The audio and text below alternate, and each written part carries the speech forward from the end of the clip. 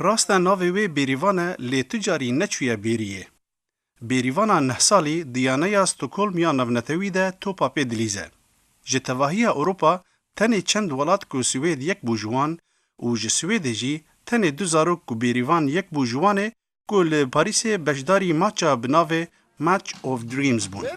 û di wê maçê de bêrîvan bû kaptêna Zlatan Ibrahimovic.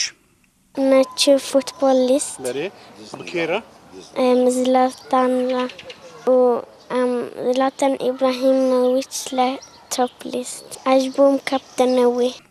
Vêbûyerê bala ragihandina Swêdê kişand û cihê yaneya Stockholm International li taxa Rinkeby Stockholmê bû navend ji bo vê nûçeyê û endamên yaneyê bi şahnezî pêşwazî li rojnamevanan dikirin.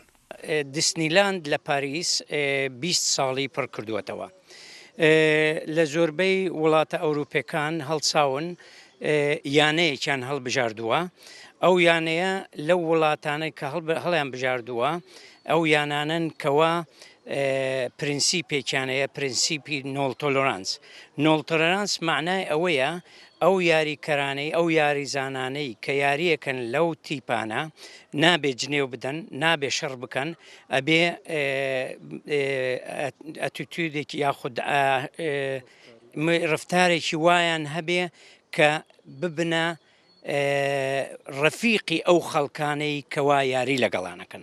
طبعا بێریڤان کچێکی gelek zîrek e şketiye ew gelek kurekî dîtir herdû me jêgirtin serokê me Nadiyê kak Amancî ixtiyar kirin bû bişne Disneyland li Parîsê û ev e tişekî serfirazî bû me.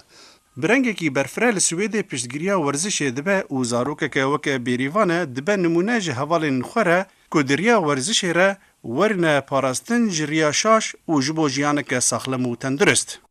Salih Kobanî, Kurdistan TV, Stockholm.